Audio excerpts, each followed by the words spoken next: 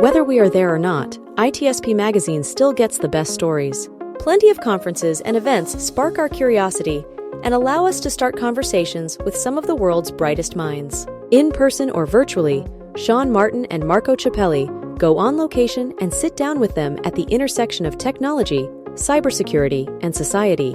Together, we discover what the synergy of these three elements means for the future of humanity.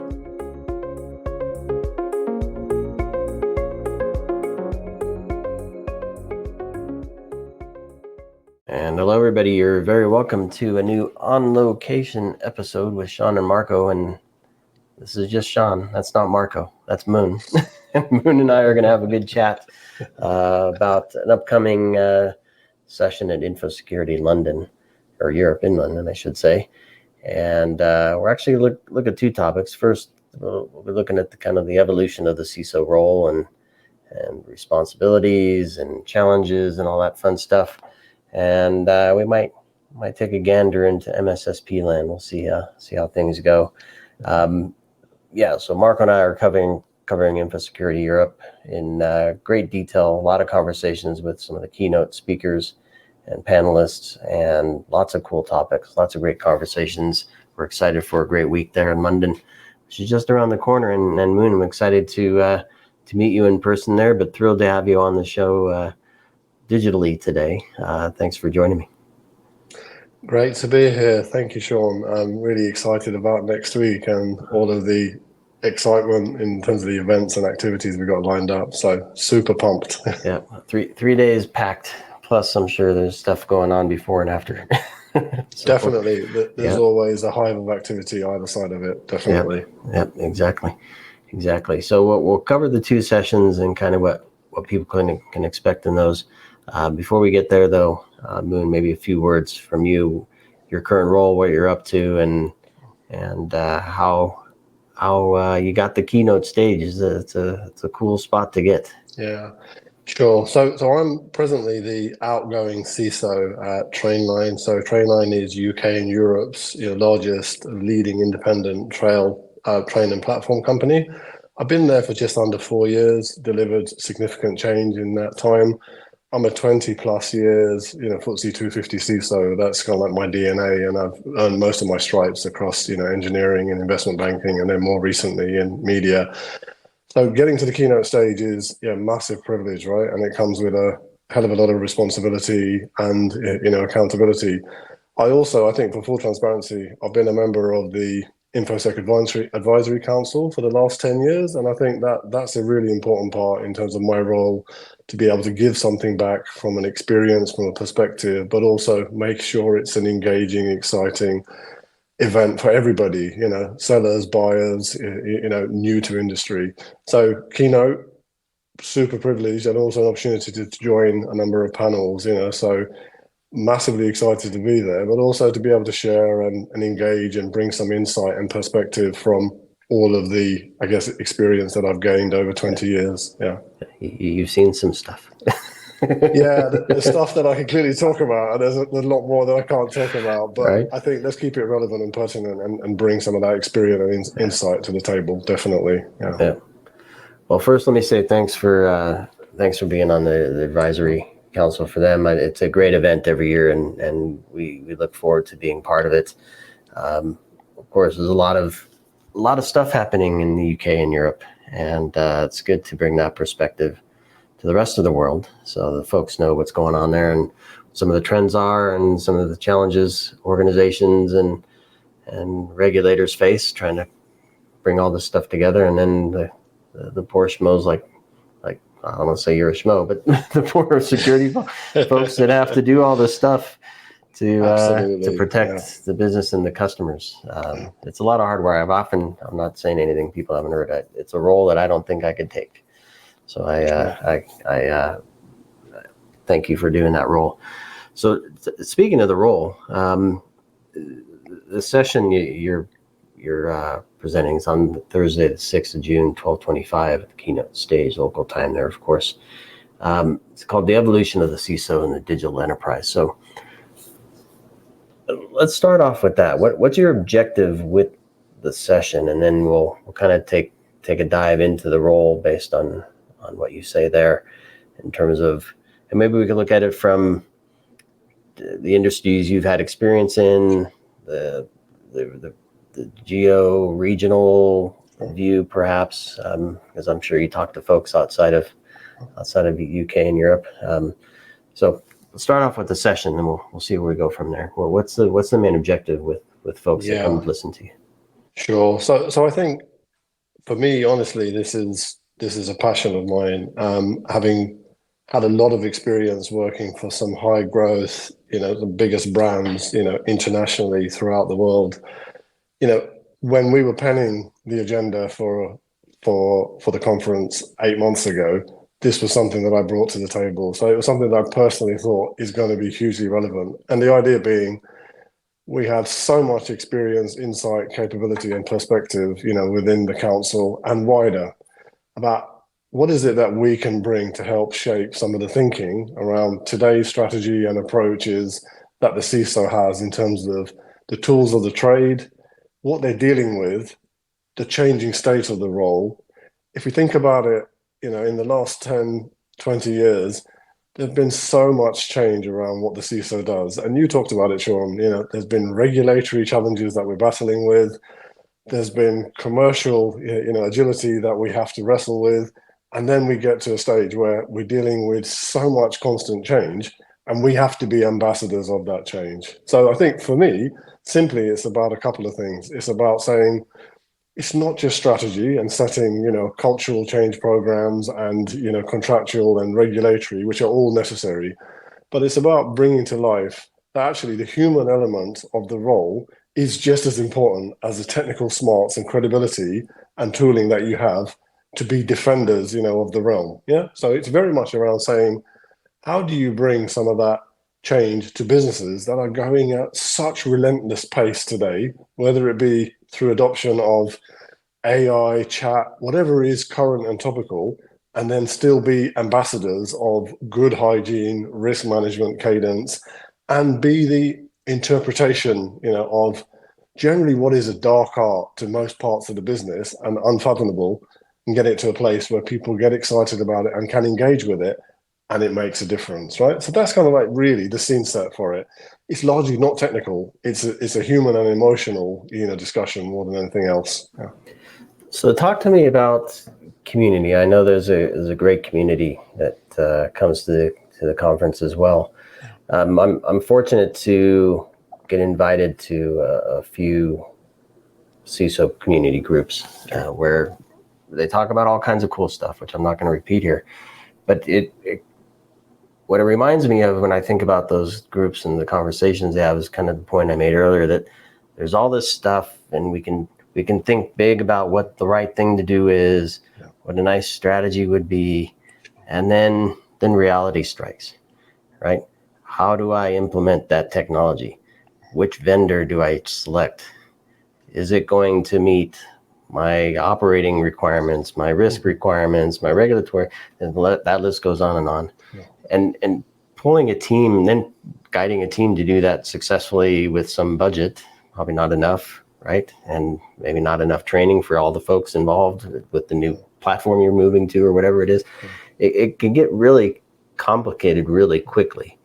And so I think over the years we've seen business models change, business platforms change, security platforms change, threats change, the influx of data and the amount of data we have to use and secure and all that. So how do you, so back to the community part, how do you and your peers collaborate and do you expect to bring some of that experience and knowledge to the session as well? Yeah, definitely. I mean, that's probably the biggest part of the change that I've seen maybe in the last 5-7 years, where you're dealing with such relentless adversary that your common goal is a shared goal. And that shared goal is about not just community in terms of the peers and your contemporaries, but also, the vendors, the suppliers, the third parties that you transact with, that you engage with, that you bring into confidence to be able to help you do what you need to do. So community is a massive part of it. And I think that goes back to my first point, which is This is about a human. This is about a relationship. This is about an emotional connection. This is about my ability to appeal to organizations who generally I would have seen as competition, yeah, and there would have been Chinese walls gone up or little or no communication because we wouldn't want to share with them information that put us at a less advantage or them at a more advantage. So that no longer is the case because I think the single factor of having so much attack activity and sophistication that the power of unison is absolutely the greater force and bringing that together. So that is a big part of it. And I think for us, we share a lot better, as an industry, cross industry, cross sector, cross community. A lot of that is clearly forged by the work that we do with government organizations. There's some brilliant endeavors that the NCSC, National Cyber Centre in the UK, the national, criminal agencies are doing as directives. But also, I think to your point earlier, because we're having to wrangle with quite a lot of regulatory change, there are people now in positions where this has become so challenging, at pace that they've had to learn very quickly. And that product of learning is, engaging, collaborating, sharing insight and perspective and delivering the right outcome. So we all learn and become better together. And I think the role evolved from being, as a CISO, just implementing a set of technical controls, putting up a perimeter, locking things down, to you kind of still have to do that, but the boundaries are nebulous, right? There's a massive gray area. Everybody's working from home. Your third parties are becoming far more critical to your supply chain. How do you bring all of that together with a very, very finite and generally small resource base and a commercial agility? That means you continue to be a non-revenue generating part of the business. So there's massive focus around what you do and your ability to do more from a lot less. Yeah. So yeah, we have to balance agility and resilience and longevity and sustainability and all that stuff. How I say we, I feel like I'm one of you, but I don't have the responsibility. You are. So let me. I use that word responsibility. It's been a hot topic here in the States, and I want your perspective from the UK and the EU. So the SEC and some of the rules there, personal liability has become an issue.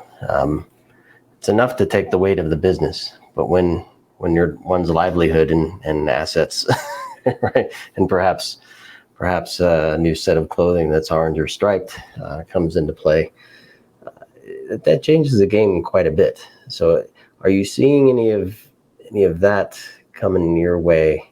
And if so, how do you find folks are preparing to manage that?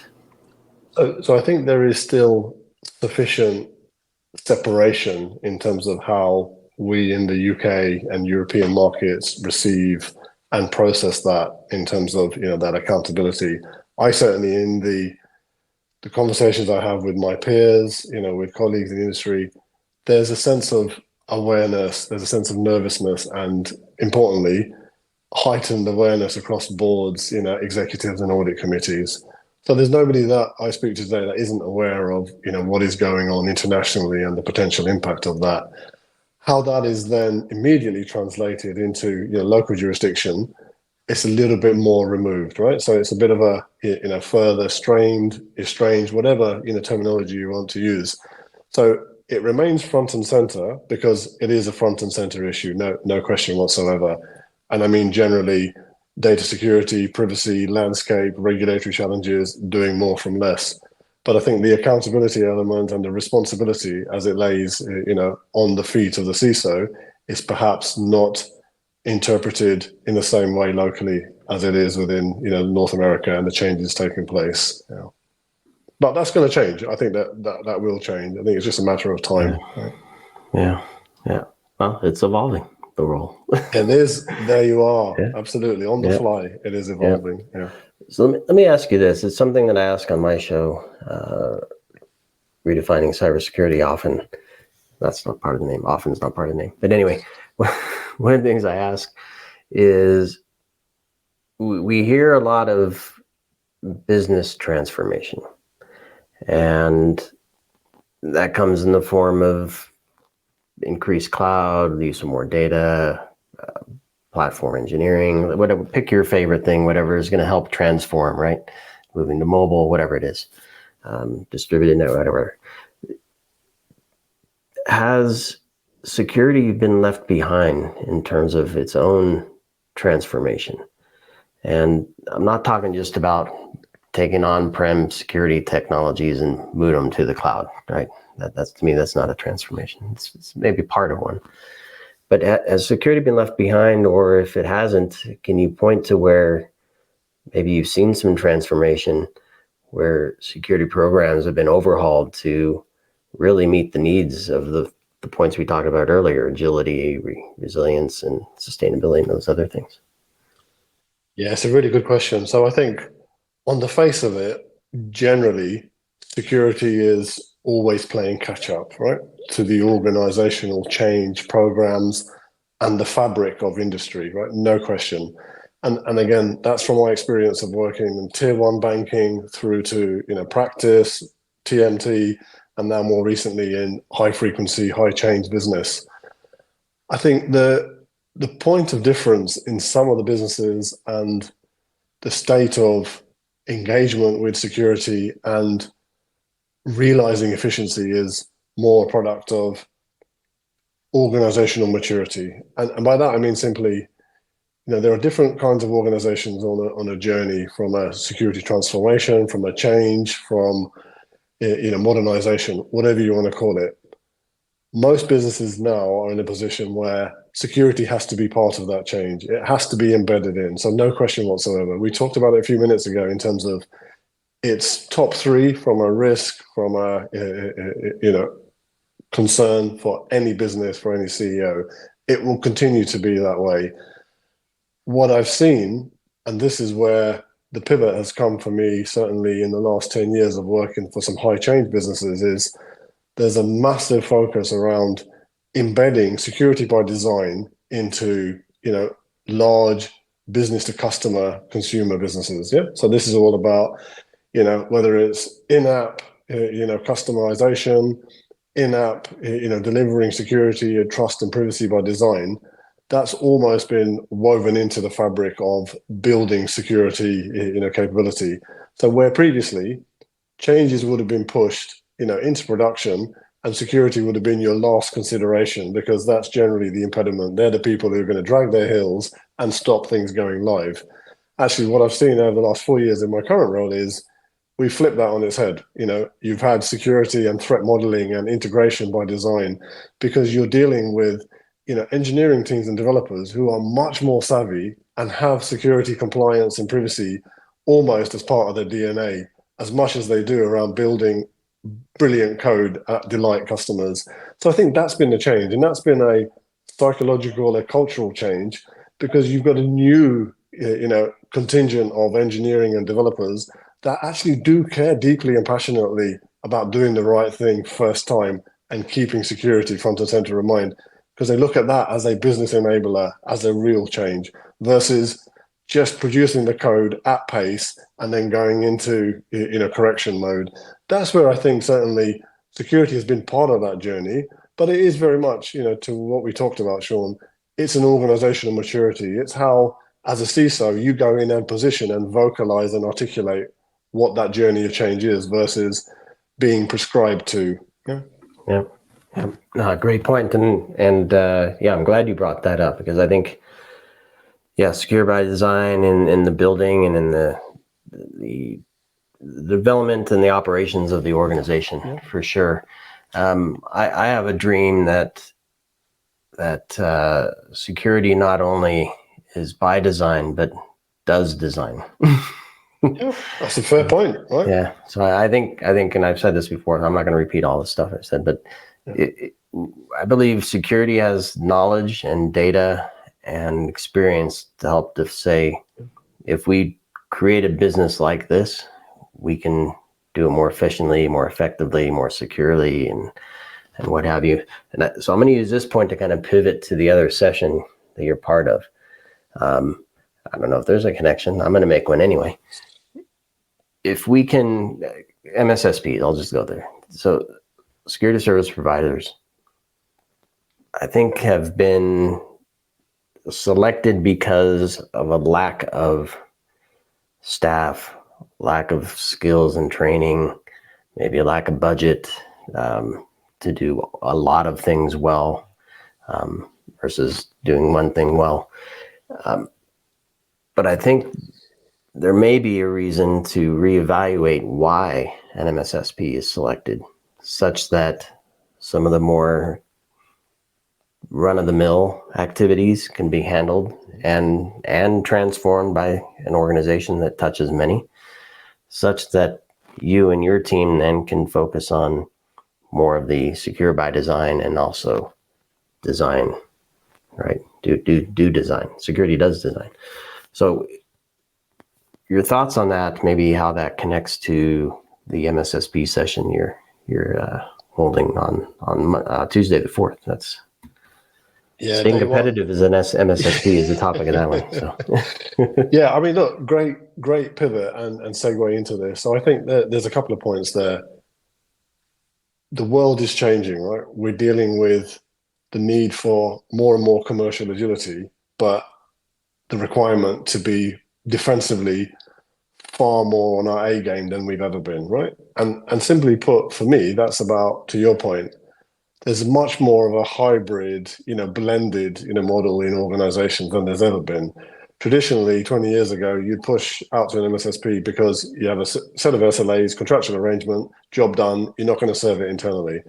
That's changed, right? And what's changed also is there's a whole array of complex and comprehensive services now being offered by MSSPs, which are generally not consumed by a lot of end user organizations because they're just not desired or relevant.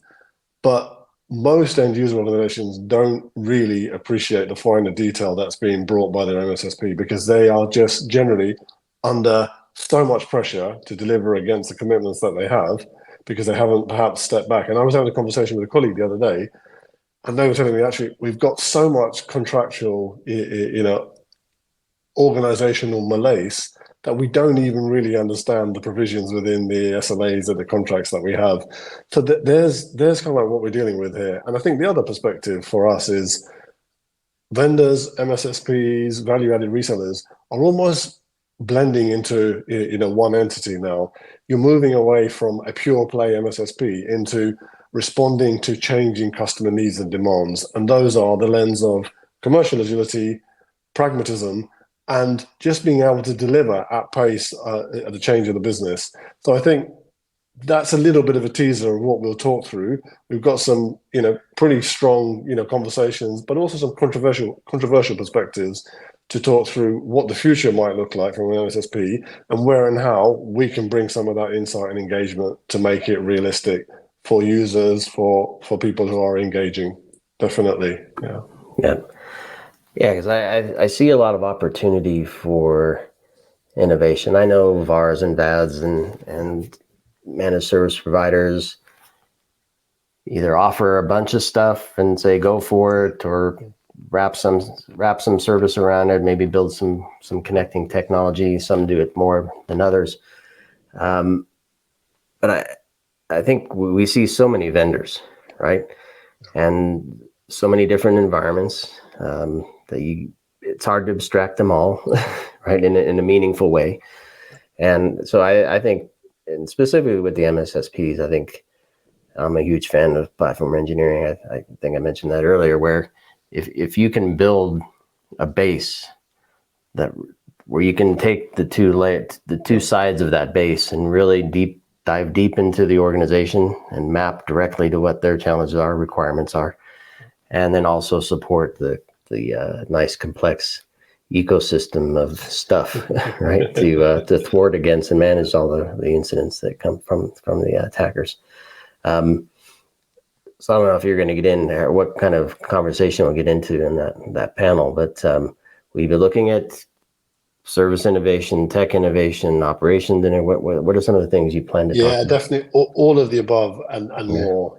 We myself and a colleague who's one of the panelists from the MSP side will bring a wealth of that insight and perspective, to say, look, what's purposeful and impactful today but actually what does the future hold, from changing ways of working, development, evolution, technology, and clearly, the presence and eminence of, chat and AI and natural language and evolution. So I think that innovation piece is going to be core, but it would also be just keeping a firm handle on what we're dealing with today, which is quite a lot of complexity and change. I think making it hugely relevant. Yeah. And I'll connect it back to the CISO, right? Who ultimately still owns this stuff. Definitely. and that role is evolving alongside it. Well, Mun, clearly, I think we kind of touched on this before we started recording. We could talk for hours. You'll fall asleep. I'll keep going. We won't do that to folks. Instead, we'll invite them to join you for both of your sessions. First is Thursday, June 4th, 13:30, so 12:30 there, local time. That's the staying competitive as an MSSP in an evolving cybersecurity landscape. And then on Thursday the 6th, that's 12:25 local time, keynote stage there, the evolution of the CISO and the digital enterprise. 2 great sessions from you, Mun. I think we teased this one, both of them out quite well, if I do say so myself. And I'm excited to meet you there in London. Great. And the rest of the team, and maybe even some of the other advisors to get their perspective on how these conversations come together. It's always a great event. So thank you for your time today, Mun. Thank you. Nice to talk to you. Yep, likewise. And thanks everybody for listening and watching. And please do stay tuned. We have, I think, a few more episodes coming to you prior to the event. And Marco and I have a ton of stuff planned for the week of. So at the booths, out near the river, all over London, you'll see us roaming around. So thanks everybody for listening, watching. See you all next week. Thanks, Mun.